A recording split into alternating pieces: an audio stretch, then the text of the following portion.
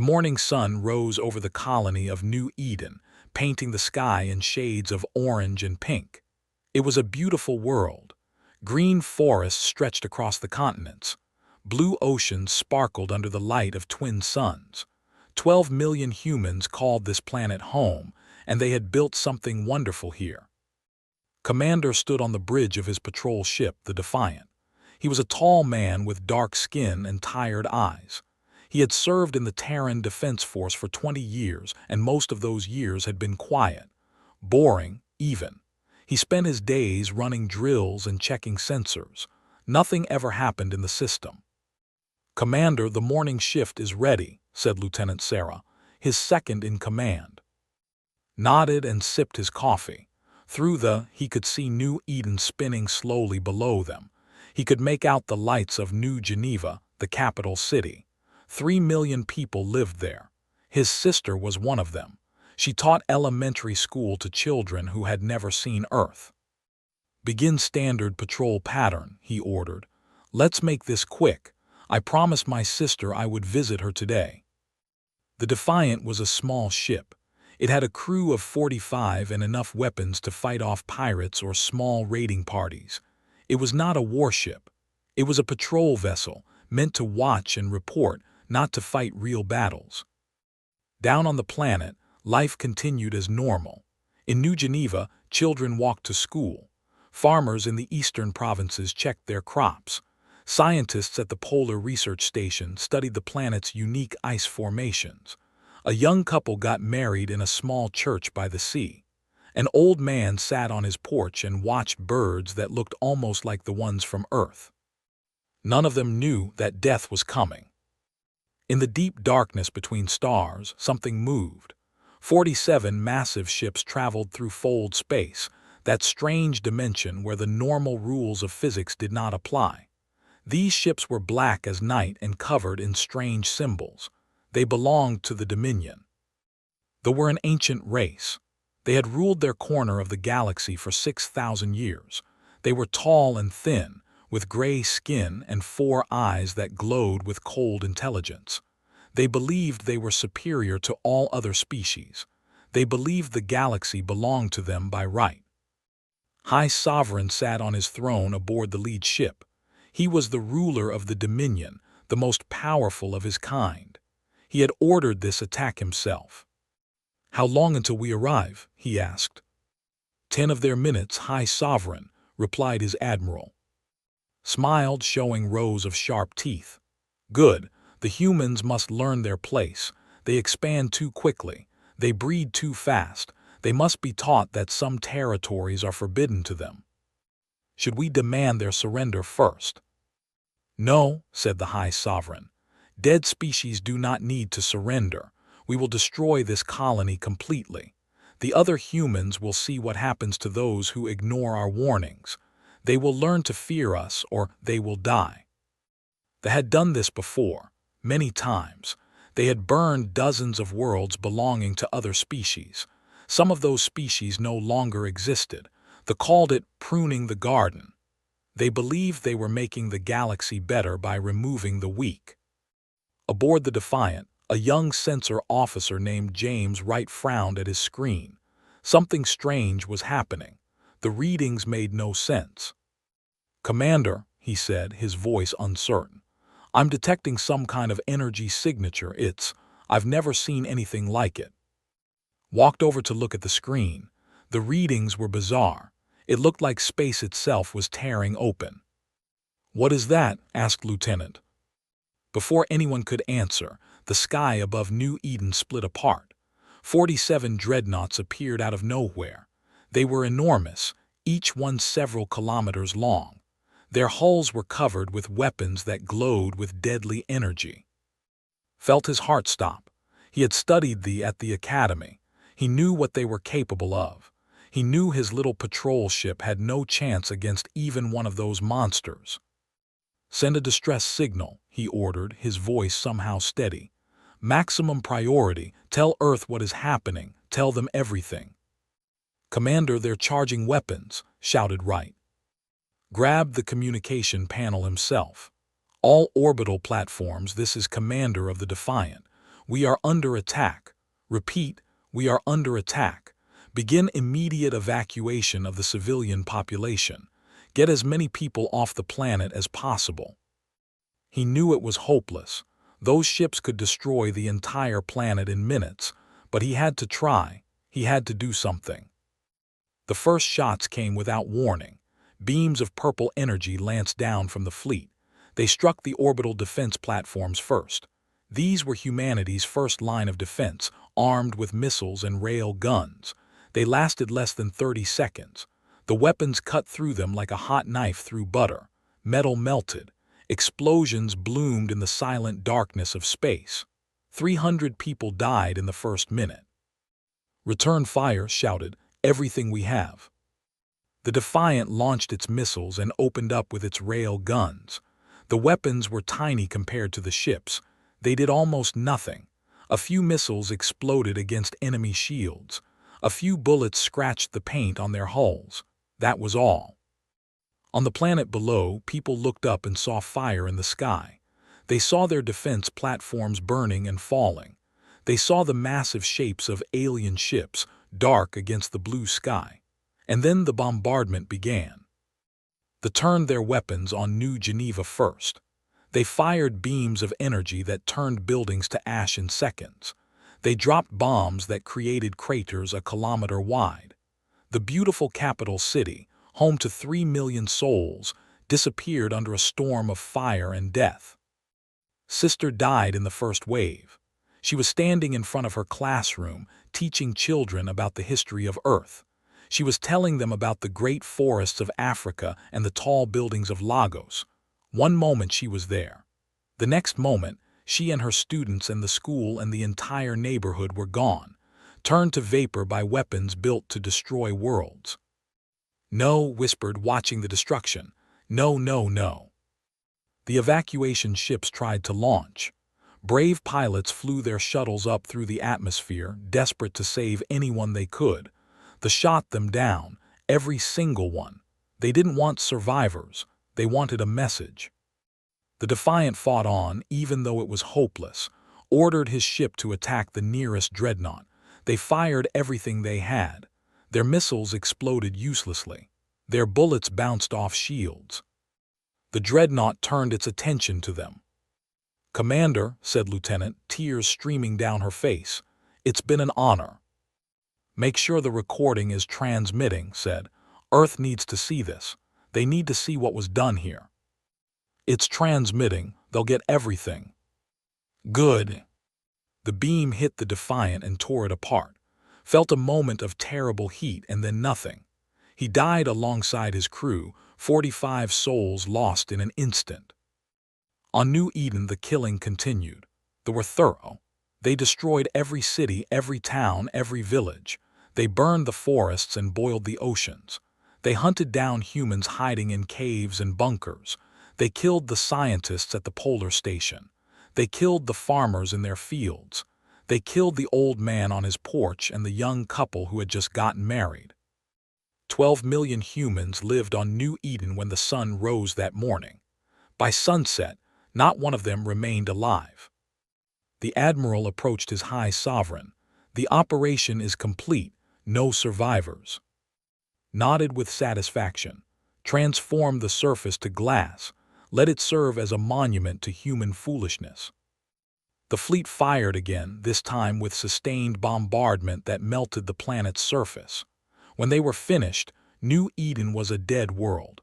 Its surface was smooth and glassy, reflecting the light of the twin suns.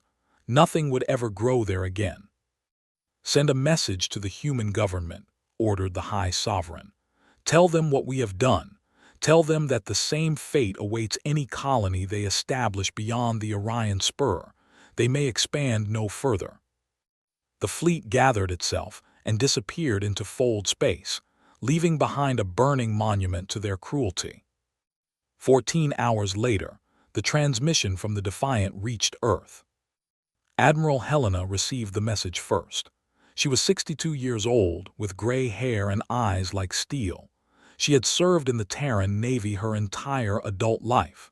She had fought pirates and put down rebellions and kept the peace for 40 years.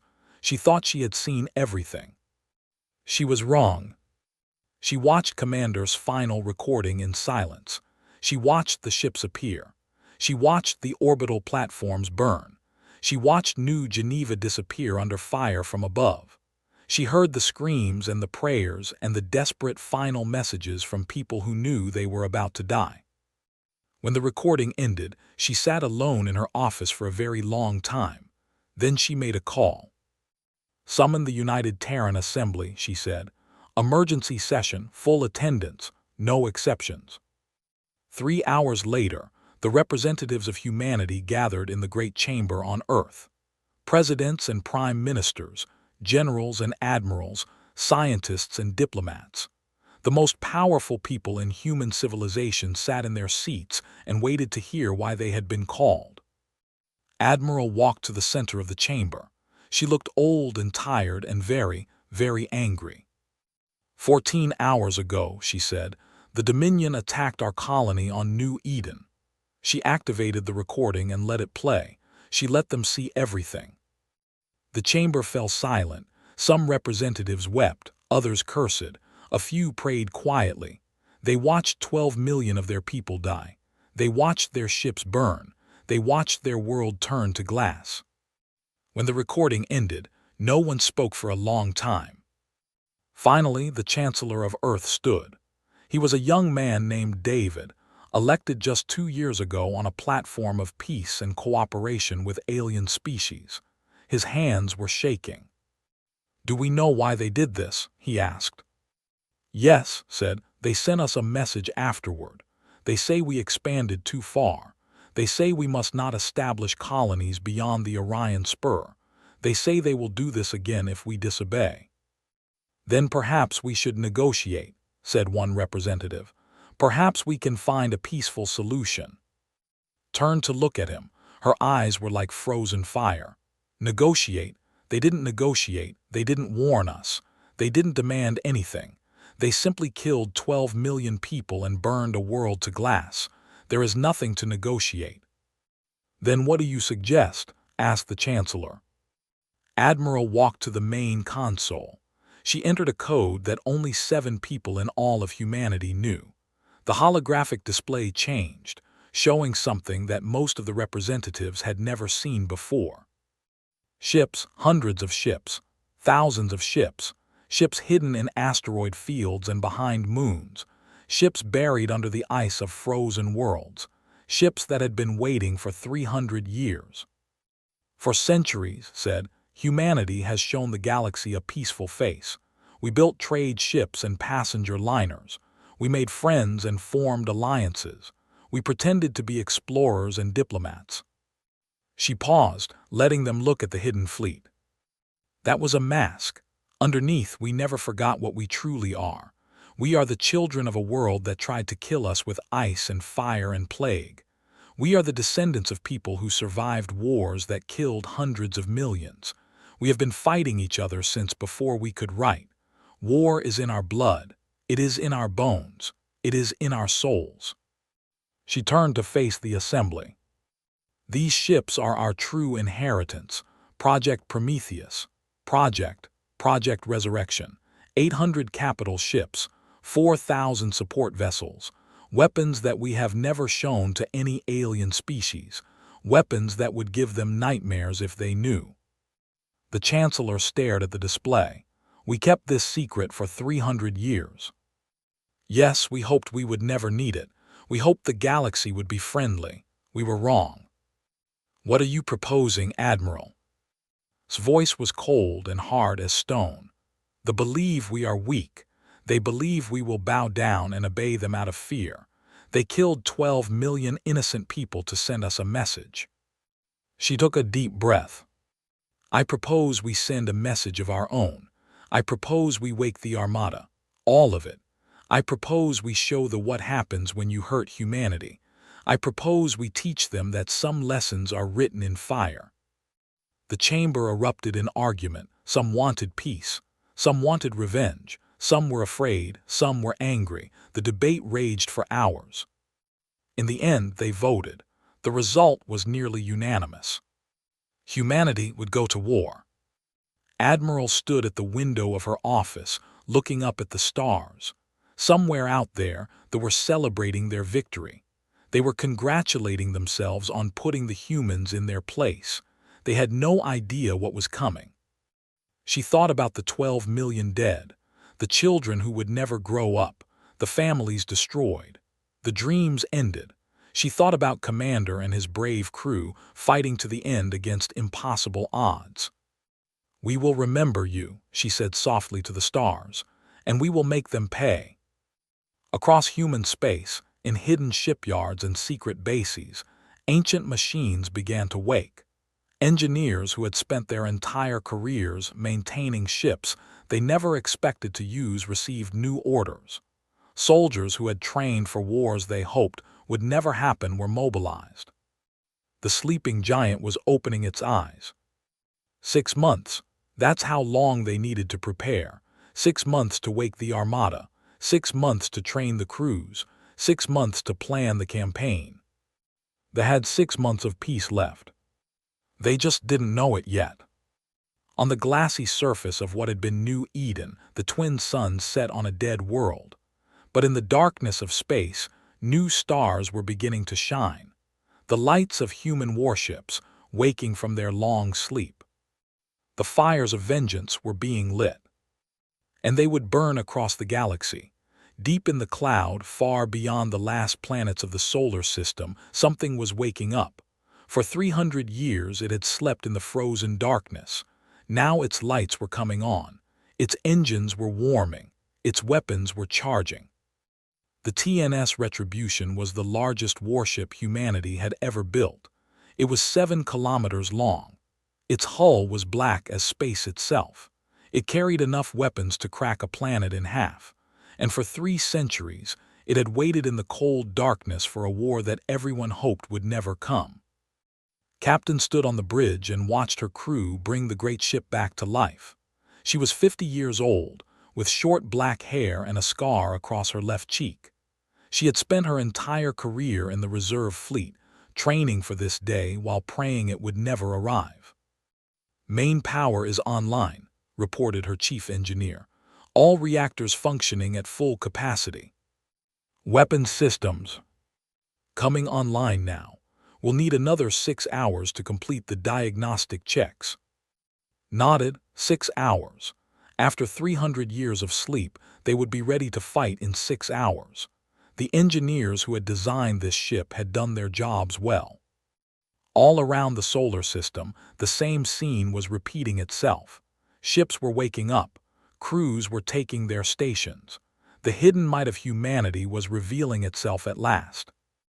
In the asteroid belt, the battleship's Vengeance broke free from its rocky tomb. It was named after an ancient Earthship that had fought impossible odds. Its captain watched as 200 other ships of the 7th Strike Group emerged from the asteroids around her.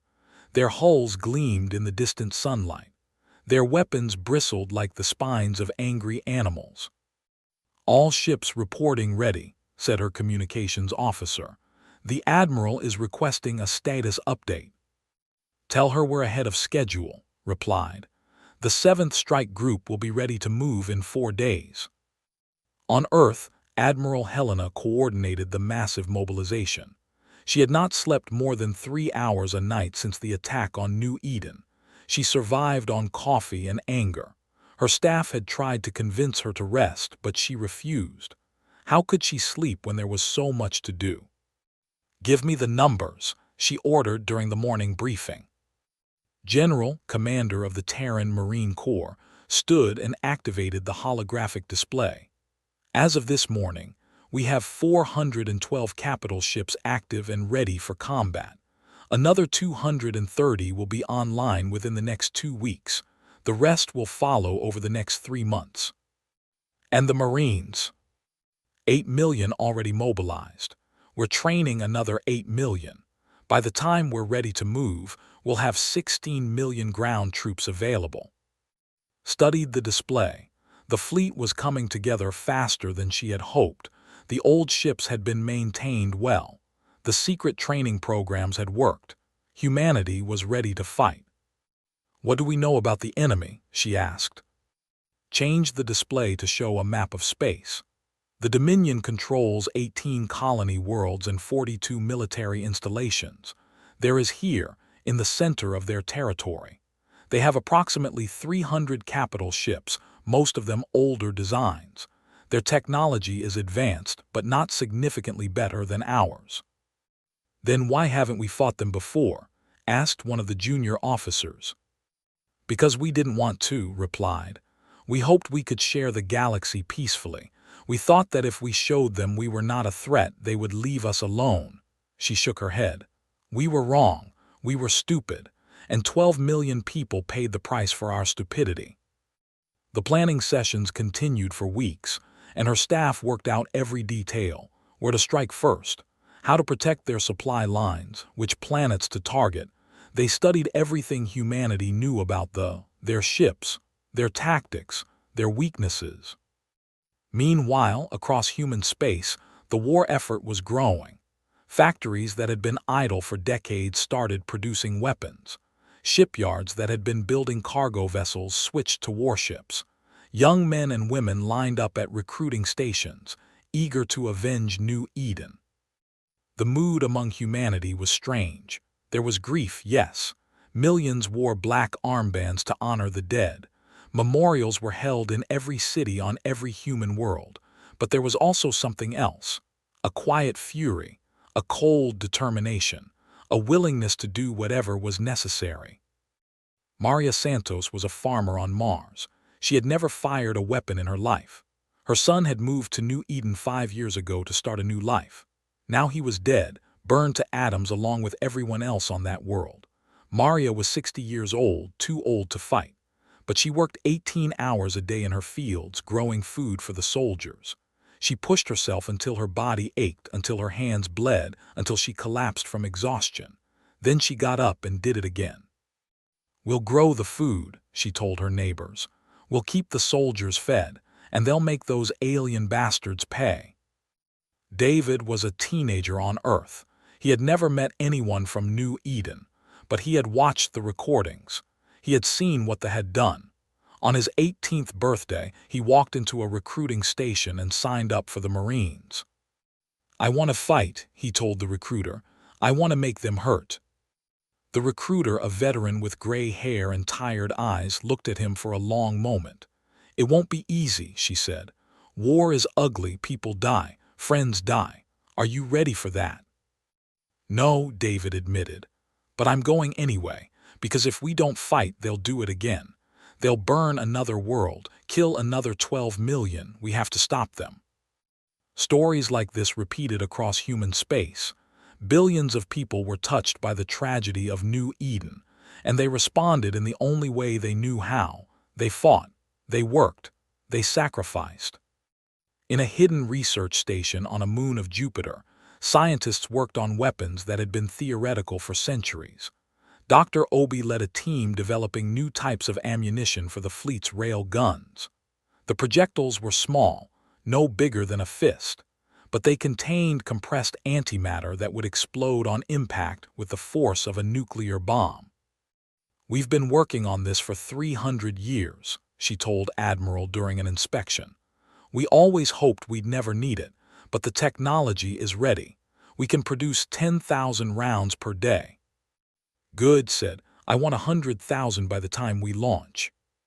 Though, of course, knew nothing of this. In their space, life continued as normal. High Sovereign celebrated his victory with feasts and ceremonies. He awarded medals to his admirals. He gave speeches about the natural order of the galaxy and the proper place of lesser species. His intelligence officers reported that the humans were upset. They were holding memorials and making angry speeches. Some of their representatives had called for war. They are weak, the chief intelligence officer reported. They grieve and cry and make noise, but they will do nothing. We have studied their military. They have a few hundred small ships, mostly for patrol and defense. They cannot threaten us. What about these rumors of hidden fleets? Asked. Some of my advisors are worried. The intelligence officer made a dismissive gesture. Lies and propaganda. The humans are trying to save face. They want to seem strong even though they are weak. We have scanned their space thoroughly. There are no hidden fleets. There are no secret weapons. They are exactly what they appear to be, a young, foolish species that expanded too fast and had to be taught a lesson. Nodded, this was what he had expected. The humans were like all the other species the Dominion had crushed over the. They would weep and wail, and then they would submit. They would learn their place. Continue monitoring them, he ordered. But I do not expect any problems. The humans have been properly humbled. He could not have been more wrong. 4 months after the attack on New Eden, Admiral called a final planning meeting. The War Council gathered in a secure bunker deep beneath the surface of Earth. The room was filled with holographic displays showing the positions of every ship in the Terran Armada. "Status report," she ordered. General stood. "We have 650 capital ships ready for combat. Another 150 will be online within the month. All Marine divisions are trained and equipped. We have enough supplies for a sustained campaign lasting at least 2 years. Intelligence. The intelligence chief, a thin woman named Colonel Sarah West, activated her display. "We have mapped every military installation. We know the patrol routes of their fleets. We have identified weaknesses in their sensor networks that will allow us to approach undetected. Their home fleet. Approximately 100 ships stationed around there. Another 200 spread across their territory. They have no idea we're coming." Studied the displays for a long moment. Then she turned to face the council. "Humanity has not fought a war like this in 300 years, she said. "We have worked hard to be peaceful. We have tried to be friends with other species. We have shown the galaxy our best face, explorers, traders, diplomats." She paused, her eyes hard. "But we are also warriors. Our ancestors fought wars that killed hundreds of millions. They survived ice ages and plagues and catastrophes that would have destroyed any other species. They clawed their way up from the mud and reached for the stars. That strength is still in us. It has always been in us." She walked to the central display and highlighted the. "In 2 months, we will begin Operation Burning Star. We will strike with everything we have. We will destroy their military. We will burn their bases. We will make them pay for every single person they killed on New Eden." Her voice dropped to a cold whisper. "And when we are done, no species in this galaxy will ever mistake human kindness for human weakness again." The council rose to their feet. There was no applause, no cheering, just grim determination. They knew what was coming. They knew the cost, but they also knew it had to be done. Far away, in the cold darkness between stars, the Terran Armada was gathering. Ships that had slept for centuries were forming into battle groups. Soldiers were loading into transport vessels. Pilots were running final checks on their fighters. Captain stood on the bridge of this vengeance and watched her fleet assemble. 200 ships in perfect formation, their weapons charged, their crews ready. She thought about the people of New Eden. She thought about the children who had been burned alive. She thought about the message that had sent, "Submit or die." "We have a different message," she said softly, "and we're going to deliver it personally." In her quarters on the Retribution, Admiral looked at a photograph. It showed a young woman with a bright smile, her daughter, who had moved to New Eden 10 years ago. Her daughter, who was now dead along with 12 million others. "I'm coming, Maria," she whispered. "I can't bring you back, but I can make sure it never happens again. I can make them remember." She put the photograph away and walked to the bridge. The fleet was ready. The soldiers were ready. Humanity was ready. In 2 months, they would learn a lesson they would never forget. The sleeping giant had awakened. And it was angry. 1 month before launch, a message arrived from the Galactic Council. The Council was an organization of alien species that tried to keep peace in the galaxy. They had heard about the destruction of New Eden, and they had finally decided to respond. The message was simple. The council urged both sides to negotiate peacefully and avoid further bloodshed. Read the message with disgust. Where were they when New Eden burned? She asked. Where was their call for peace when 12 million humans were being slaughtered? She composed a response. To the Galactic Council, we appreciate your concern. However, the time for negotiation was before the killed 12 million innocent people. They chose war. We are simply responding in kind. We suggest you stay out of our way. The Council sent more messages. They warned of the dangers of war. They spoke of cycles of violence and the importance of restraint. They reminded humanity that they were powerful and dangerous. Ignored them all. 2 weeks before launch, she addressed the entire fleet via holographic broadcast. 800 capital ships, 4,000 support vessels, 16 million soldiers. They all watched as their admiral stood before them and spoke. In 2 weeks, we begin the greatest military campaign in human history. Some of you will not come home. I will not lie to you about that. War is cruel and it takes the best of us. She paused, letting her words sink in. But I promise you this, every sacrifice will be honored. Every death will have meaning. We fight not for conquest or glory, but for justice. We fight so that what happened on New Eden will never happen again. We fight for the 12 million who can no longer fight for themselves. Her voice rose. They believe we are weak. They believe we will bow down and accept their cruelty. They believe they can murder our people and face no consequences. She smiled grimly. We are about to prove them wrong. We are about to show them what humanity really is. We are about to teach them a lesson that will echo across the galaxy for 1,000 years. She raised her fist. For New Eden. 800 ships answered as one. The sound echoed through space, a battle cry that promised vengeance. For New Eden. The countdown had begun.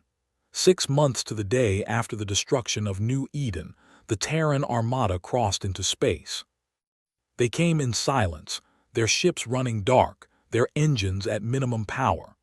Colonel Sarah West and her intelligence team had found gaps in the sensor network, and the fleet slipped through like ghosts in the night.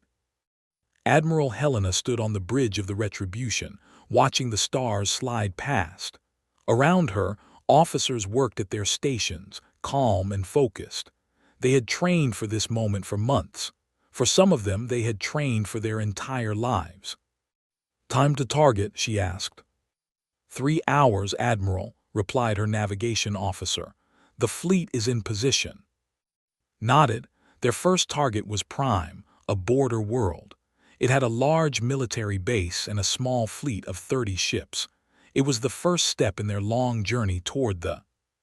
3 hours later, the Terran Armada emerged from the darkness. 312 warships materialized in perfect formation around Prime. The planet's defense stations detected them immediately, but by then it was far too late.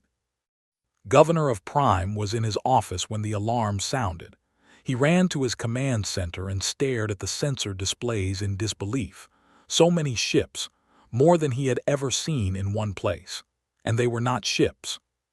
Get me the High Sovereign, he shouted, and open a channel to those vessels. The communication officer worked frantically at his console. Channel open, Governor.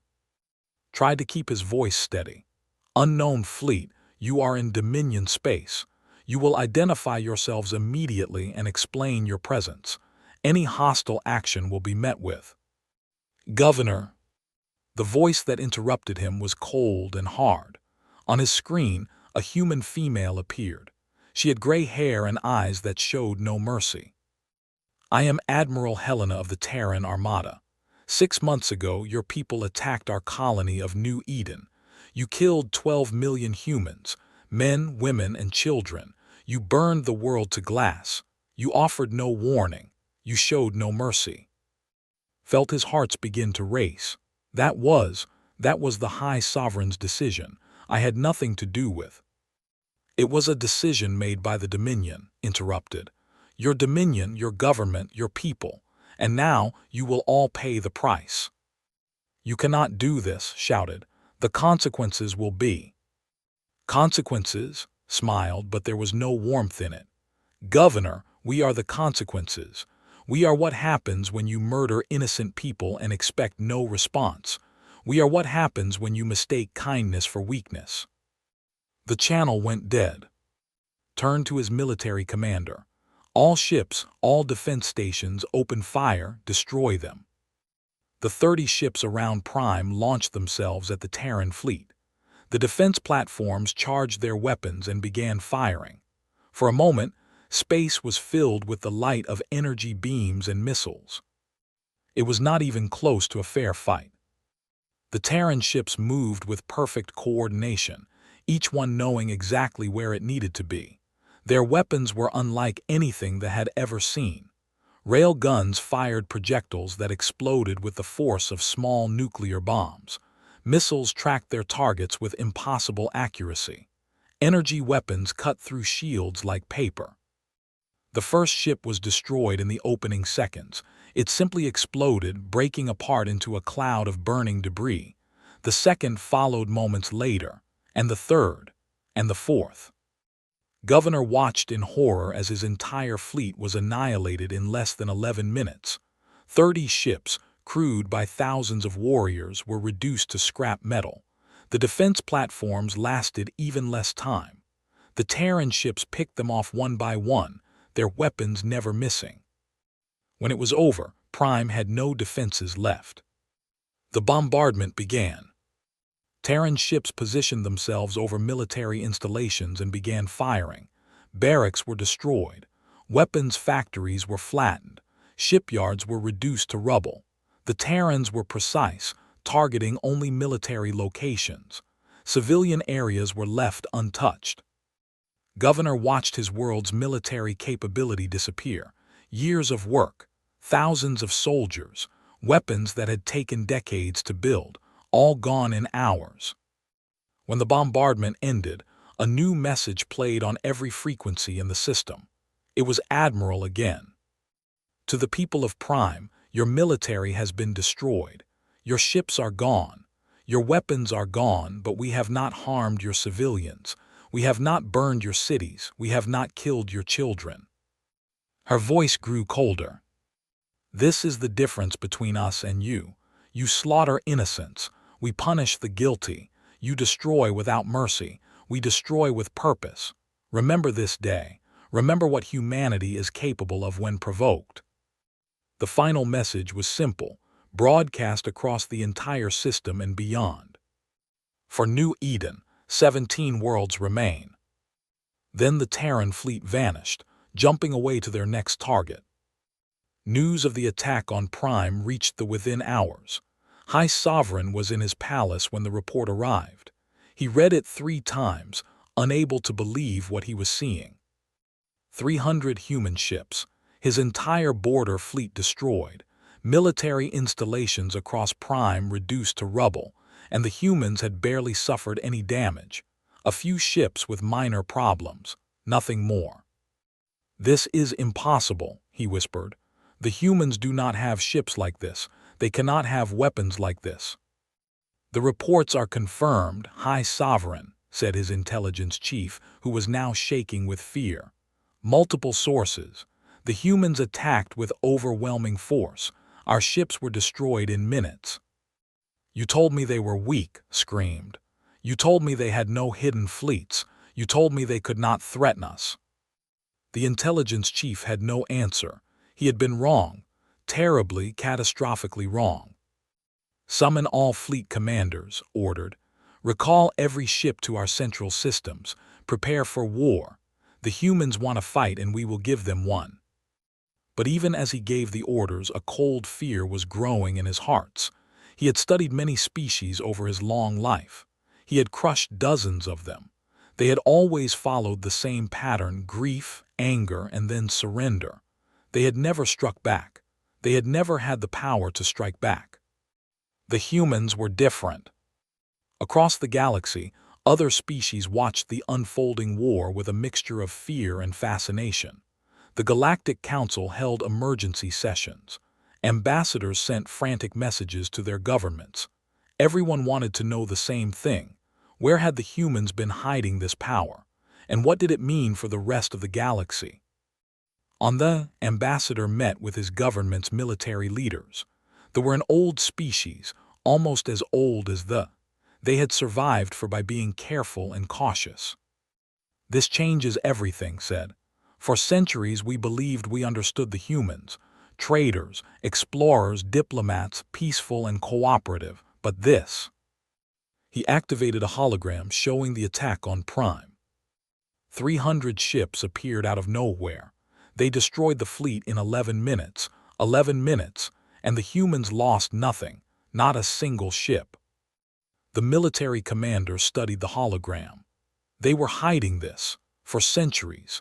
They let everyone believe they were weak, and all that time they were building an armada that could challenge any power in the galaxy.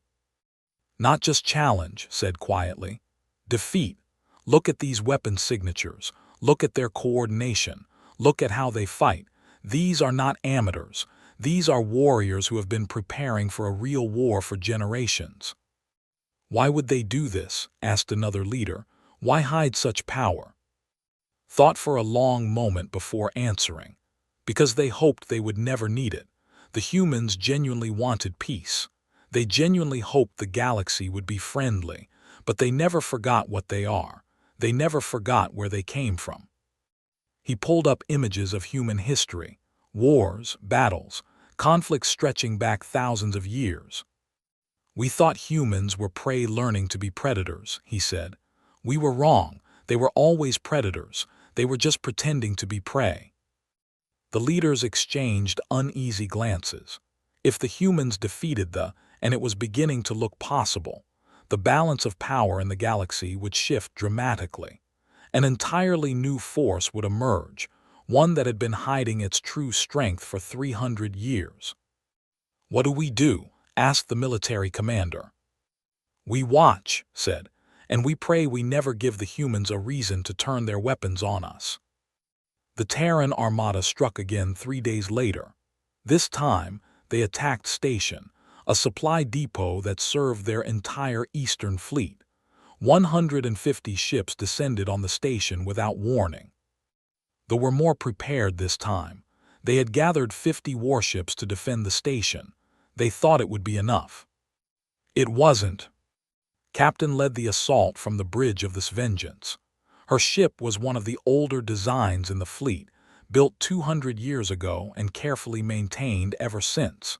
But age had not diminished its power. "All ships form attack pattern Delta," she ordered. "Fighters clear a path, cruisers target their command ship, destroyers clean up the rest." The battle was swift and brutal. Terran fighters swarmed the fleet, drawing their fire while larger ships moved into position. Then the main guns opened up. This Vengeance carried a weapon that had been classified for 2 centuries. A lance of concentrated antimatter that could punch through any known shield. Had never fired it in combat before. Today, she would use it for the first time. "Main gun charged," reported her weapons officer. "Fire." A beam of pure destruction shot from this Vengeance. It struck the flagship dead center. The shields held for less than a second before collapsing. The beam continued through the ship, exiting the other side and hitting a second vessel behind it. Both ships exploded moments later. The fleet broke. Ships tried to flee in every direction. The Terrans hunted them down. By the time it was over, 47 ships had been destroyed. The remaining 3 had escaped into fold space, heavily damaged. The Terrans had lost 2 fighters. The pilots had ejected safely and were recovered. Station was reduced to debris. Its supplies, food, fuel, ammunition for an entire fleet were scattered across space. Looked at the destruction and felt nothing, no joy, no satisfaction, just cold determination. "Send the standard message," she ordered. "For New Eden, 16 worlds remain." They received the news with growing despair. 2 attacks, dozens of ships lost, 2 critical installations destroyed, and the humans seemed unstoppable. His advisors were terrified. Some argued for immediate surrender. Others wanted to concentrate all forces around the. A few still insisted they could win if they just gathered enough ships. "They are only humans," one general said. "We have defeated hundreds of species. We can defeat them too." "Can we?" asked. "They destroyed 30 ships in 11 minutes.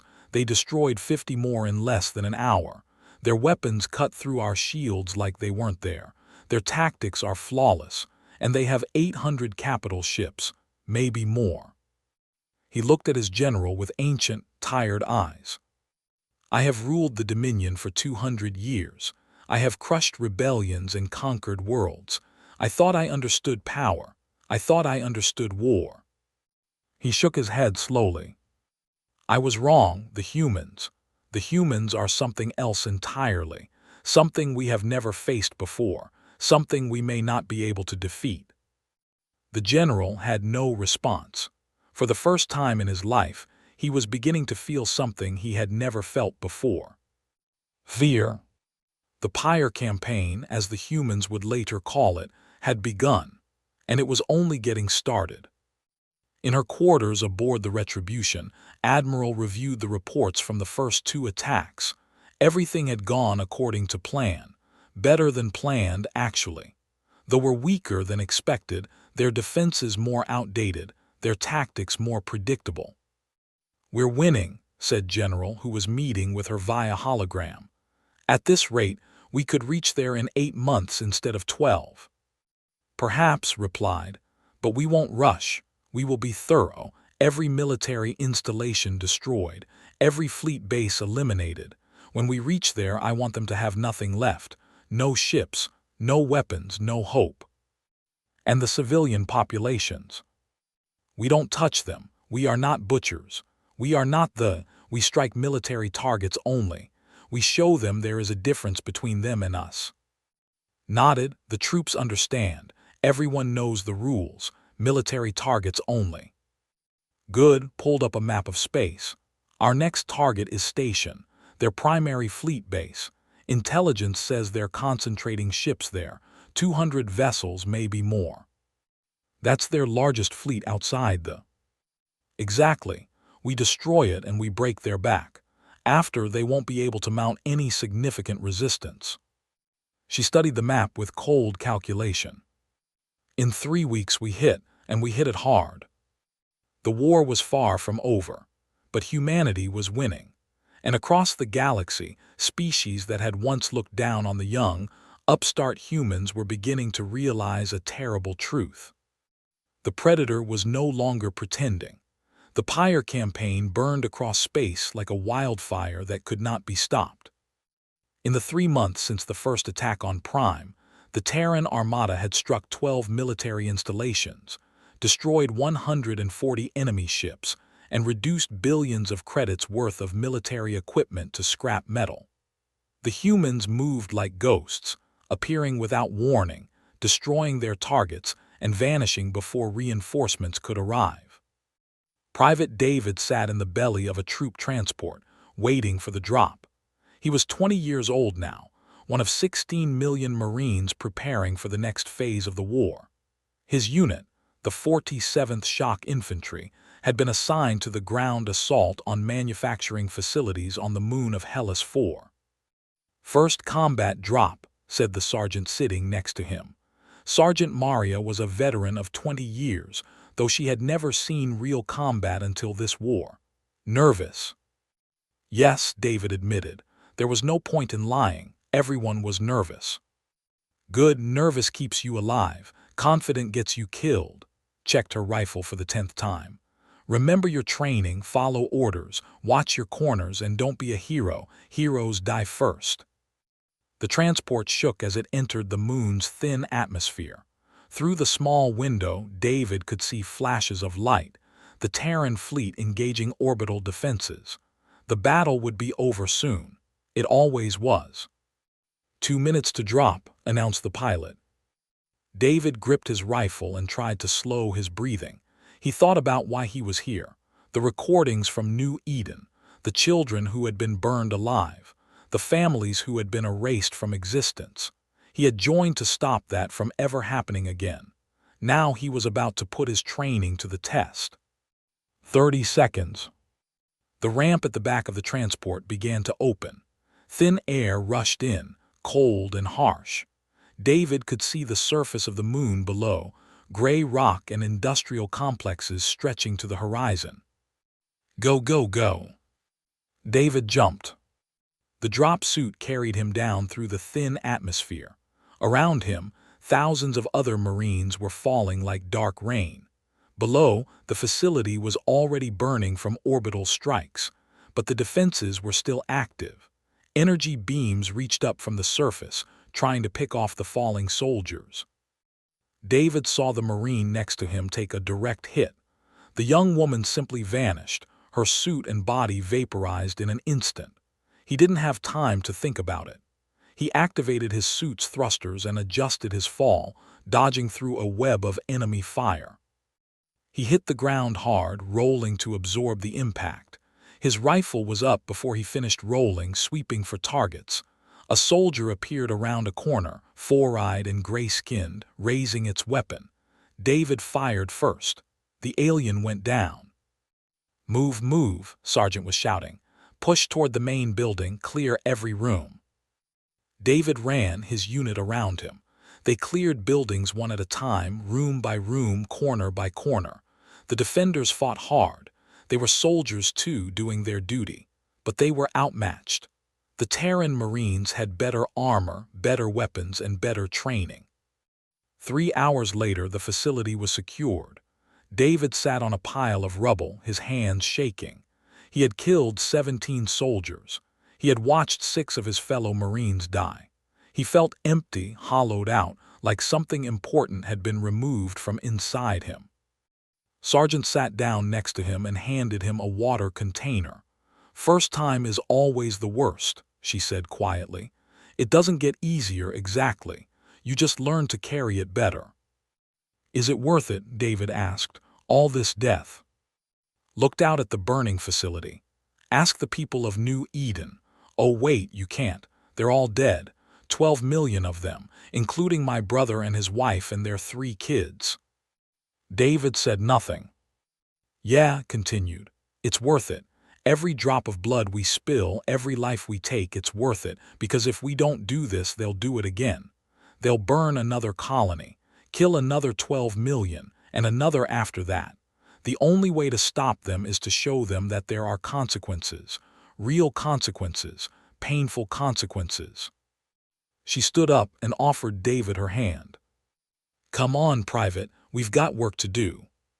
Far above them, aboard the Retribution, Admiral received reports from across the campaign. Hellas 4 was secured. 2 more supply depots had been destroyed. Another fleet had been ambushed and eliminated. The campaign was proceeding exactly as planned. In 2 weeks, they would strike the biggest target yet, Station. Was the pride of the military. It was their largest fleet base, their primary shipyard, their most powerful defensive position outside the High Sovereign had ordered 200 ships to gather there, the largest concentration of naval power ever assembled. He believed it would be enough to stop the humans. Captain studied the intelligence reports on with intense focus. Her ship, this Vengeance, would be leading the assault. She had been given this honor because of her performance in previous battles. Now she had to live up to it. 200 ships, said her first officer. That's the largest force we've faced. True, replied, but look at their positions. They're clustered too tightly around the station. They think their numbers will protect them. They don't understand that numbers mean nothing if you can't maneuver. What's our approach? Pointed at the holographic display. We come in from 3 directions simultaneously. Admiral leads the main fleet from here. The 5th Strike Group attacks from the flank. We lead the 7th Strike Group straight at their command vessels. A hammer and anvil. More like 3 hammers, said with a thin smile. No anvil, just hammers. The battle plan was distributed across the fleet. Every ship knew its role. every crew trained for their specific tasks.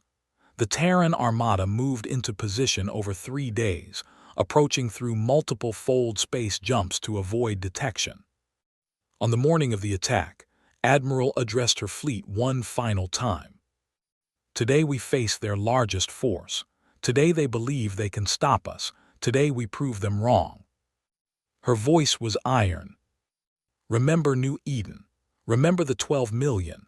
Fight hard, fight smart, and show no mercy to their warships. For those who fall today, know that your sacrifice will be honored for generations. Your names will be remembered. Your deaths will have meaning. She paused. All ships prepare for combat. On my mark, we jump.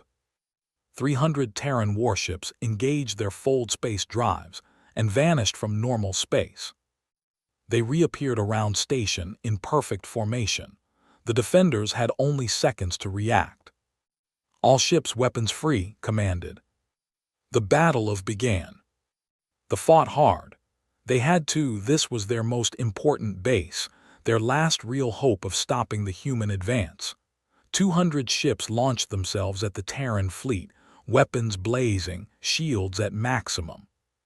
It wasn't enough. Captain led the 7th Strike Group directly at the command vessels. Her ship's main gun, the antimatter lance, fired again and again, each shot destroying or crippling an enemy ship. Around her, 80 other Terran vessels poured fire into the formation. The enemy fleet tried to adapt. They spread out, attempted flanking maneuvers, concentrated fire on individual Terran ships. But the humans had anticipated every tactic. Every time they tried something, the Terrans countered it. Their flagship is breaking, reported Sensors officer. She's trying to retreat. No, said coldly. No one retreats. Target the flagship. All batteries fire. This Vengeance and 12 other ships focused their fire on the command vessel. The massive ship shuddered under the assault. Its shields collapsed. Its hull began to break apart. Finally, it exploded, scattering debris across thousands of kilometers. With their flagship gone, the fleet lost all coordination. Ships tried to flee in every direction. Some collided with each other. Others were picked off by Terran hunters. A few managed to escape into fold space, but most were destroyed. The battle lasted 4 hours. 187 ships were destroyed. Station was reduced to ruins. The shipyards that had built warships for centuries were nothing but twisted metal. The Terrans lost 11 ships, 11 against 187. Admiral looked at the remains of the battle and felt a grim satisfaction. The back of the military was broken. They had nothing left that could challenge the Terran Armada. The road to there was open. Send the message, she ordered. For New Eden, 6 worlds remain. On the High Sovereign received the news of fall in silence. His advisors waited, terrified, for his response. 200 ships, he finally said. Our best ships, our finest warriors, gone in 4 hours. High Sovereign, began his military commander.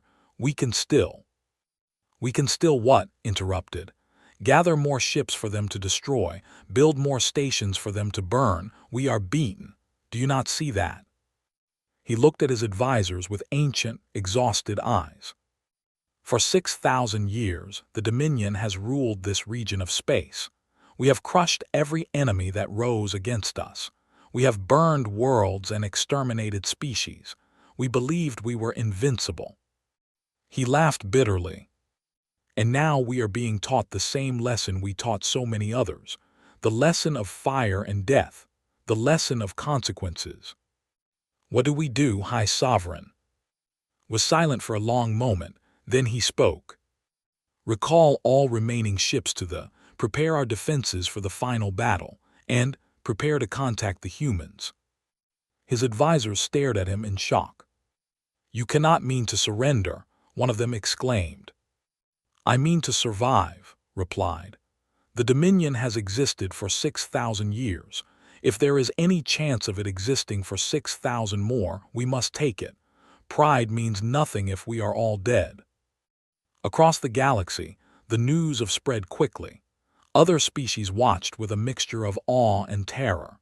The who had terrorized this region of space were being systematically destroyed by a species that most had dismissed as insignificant.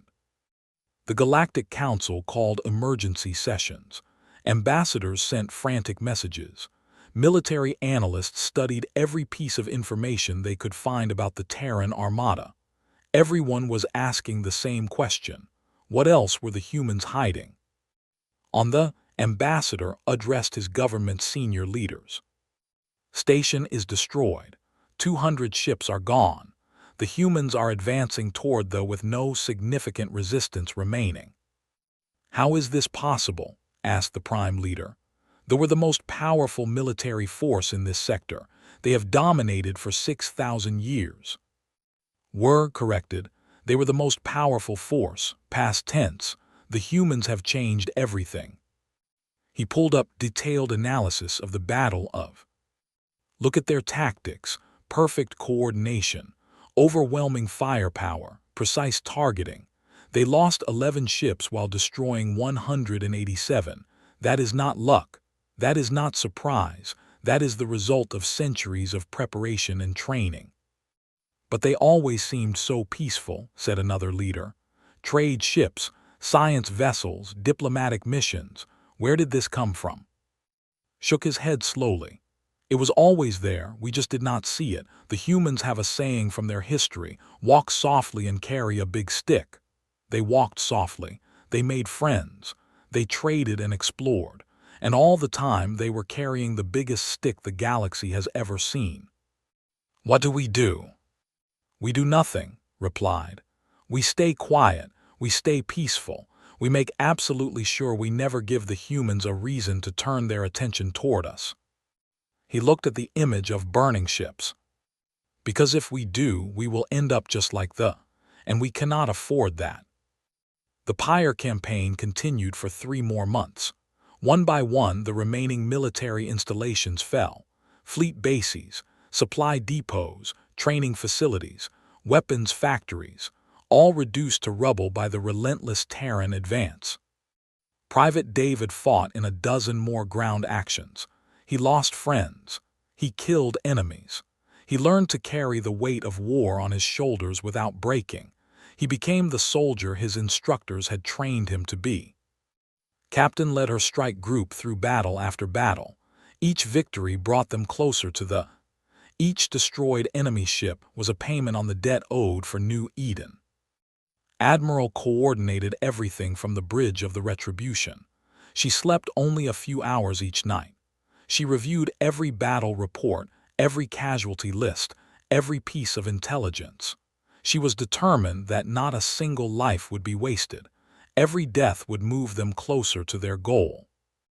11 months after the destruction of New Eden, the Terran Armada surrounded the 800 capital ships, 16 million Marines on troop carriers, the largest military force ever assembled in the history of the galaxy, poised to strike the final blow. On his throne, High Sovereign looked at the holographic display showing the human fleet surrounding his world. So many ships, so much power, and not a single thing he could do to stop them. He activated his communication system and prepared to send a message he had never imagined sending. A message of surrender. The final chapter of the war was about to begin. The hung in space like a blue-green jewel.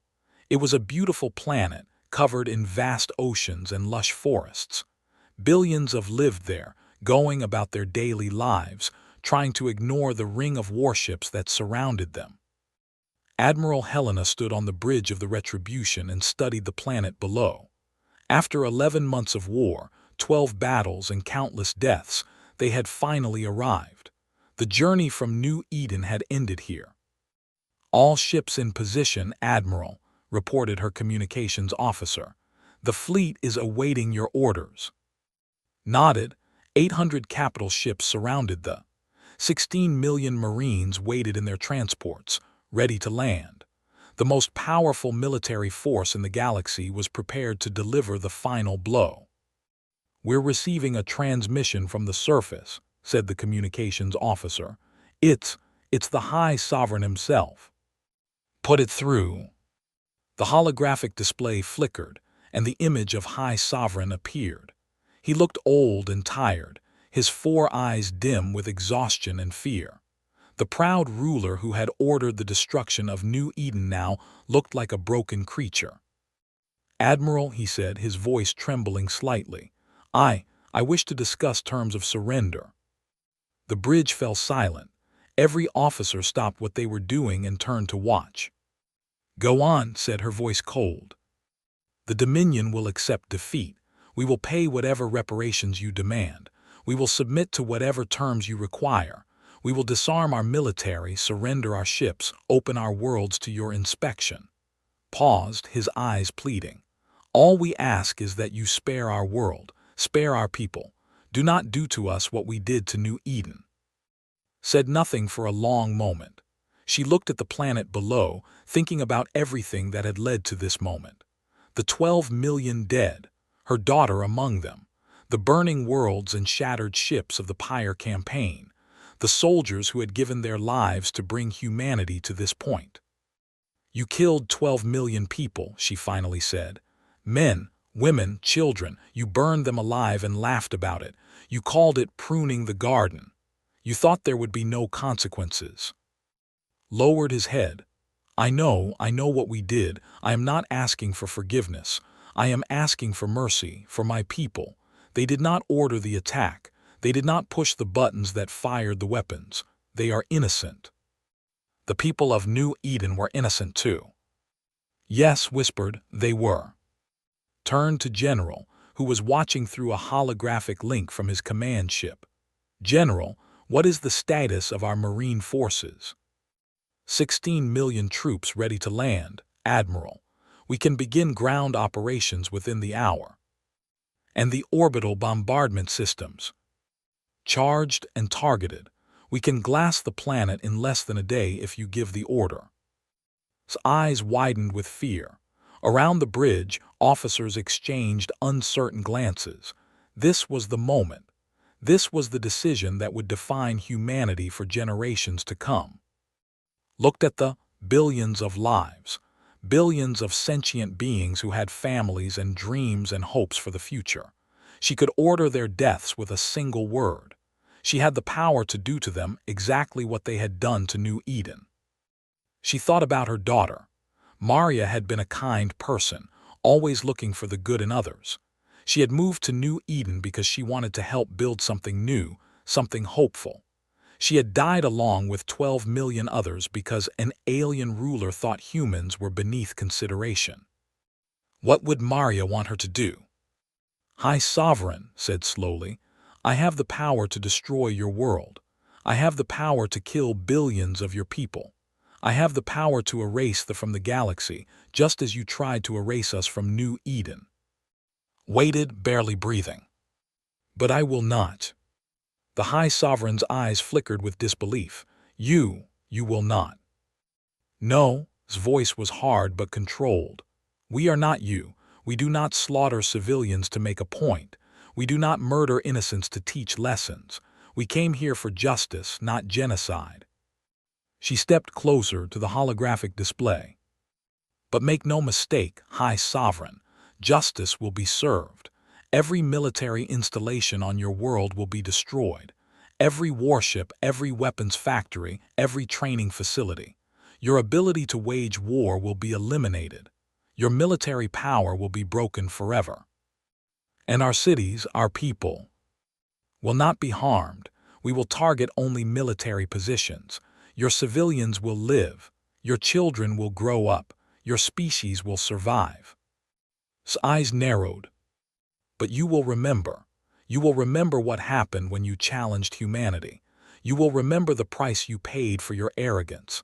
And you will teach your children and your children's children that there are some species you do not threaten, some lines you do not cross, some fires you do not start." Bowed his head. "Thank you, Admiral. Thank you for showing mercy that we did not show you." "This is not mercy," replied. "This is justice. There is a difference." She turned to her tactical officer. Begin the bombardment. Military targets only. I want confirmation on every strike before it's authorized." "Yes, Admiral." The Terran fleet opened fire. Beams of energy lanced down from orbit, striking military bases and weapons factories with surgical precision. Ground forces would not be needed. The fleet's weapons were accurate enough to destroy a single building while leaving neighboring structures untouched. The bombardment lasted 12 hours. When it was finished, the military was gone. Their fleet bases were craters. Their weapons factories were rubble. Their defense systems were offline permanently. A civilization that had terrorized the galaxy for 6,000 years had been defanged in a single day. When the bombardment ended, General's Marines landed. But they did not come to fight. They came to deliver a message. 50,000 troops descended on the ruins of the Dominion's Grand Military Academy, the place where officers had trained for. They cleared the rubble and prepared the ground. Engineers worked through the night, building something. The next morning, a monument stood in the center of the ruins. It was a black obelisk, 10 meters tall, made of the same glassy material that now covered the surface of New Eden. On its surface were carved 12 million names, every human who had died in the attack. Private David was part of the honor guard that stood watch over the monument. He looked at the names and thought about why he had joined the Marines. He had wanted revenge. He had wanted to make the pay, and they had paid. Their military was destroyed. Their empire was broken. They would never threaten humanity again. But standing here looking at those names, he realized something. Revenge wasn't enough. The dead couldn't be brought back. The pain couldn't be erased. All they could do was make sure it never happened again. "What are you thinking about?" asked Sergeant, standing beside him. "The names," David said. 12 million of them. I didn't know any of these people, but they're the reason we're here." "Yeah," nodded slowly. "We carry them with us. Every battle, every fight, we carry them. That's our job now, to remember, and to make sure the galaxy remembers too." High Sovereign came to see the monument personally. He was escorted by Terran Marines, but he was not a prisoner. He was a witness. He stood before the obelisk and looked at the names. Millions of names, carved in stone that would last forever. Proof of what his people had done. Proof of the price that had been paid. "I ordered this," he said quietly. "I gave the command. I thought it would make us safer. I thought it would teach the humans to fear us." Admiral stood beside him, her face unreadable. "And instead we taught them to hate us. And we learned that fear is a poor foundation for power." Turned to face her. "I have ruled for 200 years. I have won many victories. I thought I understood strength, but you have taught me something I never knew." "What is that?" "That true strength is not the ability to destroy. It is the ability to choose when not to destroy. You could have killed us all. You chose to spare us. That took more strength than anything we ever did." Looked at him for a long moment. "Remember that lesson, High Sovereign. Teach it to your people, because if you ever forget, if you ever attack humanity again, we will come back, and we will not be merciful a second time." "I understand." Bowed his head and walked away, escorted by his guards. He had come as a conqueror. He was leaving as a defeated ruler, his power broken, his empire humbled. But he was leaving alive, and so was his species. That was more than he had given New Eden. 1 week later, Admiral addressed the galaxy. Her message was broadcast on every frequency, transmitted to every world, displayed in every government building from one end of known space to the other. Billions of beings watched as the human admiral stood before the stars and spoke. 11 months ago, the Dominion attacked our colony of New Eden. They killed 12 million innocent people. They burned a world to glass. They expected us to bow down and accept their cruelty. Her voice was calm, but carried the weight of iron. Instead, we responded. We destroyed their military. We burned their bases. We broke their power. And now we stand over there victorious. She paused. But we did not destroy their cities. We did not kill their civilians. We did not commit genocide because we are not them. We came to the stars seeking knowledge, cooperation, and peace. We hoped the galaxy would be friendly. We hoped we could build something together. Her eyes hardened. But we also remember what we are. We are the children of a dangerous world. We are the descendants of warriors who fought for survival against ice and fire and plague. We have been fighting since before we could write. War is in our blood. It is in our bones. It is in our souls. She raised her voice. To the galaxy we say this. We remain what we have always been. Explorers, dreamers, builders. We want peace. We want friendship. We want to grow together and reach for the stars together. Her tone dropped to ice. But understand this and understand it well. Our children are sacred. Our colonies are sacred. Our people are sacred. Harm them, and there is no force in this universe that will protect you from what follows. She stood tall, the stars behind her. Learned this lesson. Now the entire galaxy knows. We are humanity. We walk softly, but we carry fire. The broadcast ended. Across the galaxy, species that had dismissed humans as insignificant upstarts everything they thought they knew. Military analysts studied the Pyre campaign and realized they had dramatically underestimated human capabilities. Diplomats rushed to establish better relations with Earth. Leaders quietly ordered their militaries to avoid any action that might provoke the humans. The balance of power in the galaxy had shifted. The Dominion, once the most feared force in the region, was broken. In its place rose a new power, one that had been there all along, hiding behind a mask of peace and exploration. Humanity had revealed its true face, and the galaxy would never forget it. 6 months after the end of the war, a new colony was established. New Eden II rose on a world close to where the original colony had been destroyed. The first settlers arrived to find buildings already under construction, funded by reparations from the defeated Dominion. Admiral attended the dedication ceremony. She was retiring from active duty, her mission complete. As she stood on the stage and looked out at the new colonists, young families with children, scientists eager to explore, farmers ready to work the soil, she thought about everything that had been lost. 12 million people, her daughter among them, they could never be brought back. The pain would never fully heal. But this was something, a new beginning, a world rising from the ashes. We built New Eden II to honor the dead, she said in her speech. We built it to prove that humanity cannot be destroyed. We built it to show the galaxy that we will always rebuild, always recover, always grow. She looked up at the sky, where stars were beginning to appear. Somewhere out there, the beings who attacked us are watching. They are rebuilding too in their own way. They learned a hard lesson. We all did. She took a deep breath. But the most important lesson is this: peace is not weakness. Kindness is not cowardice. We showed mercy because we are strong, not because we are soft. We chose to spare them because we knew we could destroy them. That is true power. That is what it means to be human. Private David, now Sergeant David, was part of the security detail at the ceremony. He watched Admiral speak and thought about his journey over the past year. He had joined as a boy looking for revenge. He had become a man who understood that there were things more important than revenge. Justice, mercy, remembrance, these were the things worth fighting for.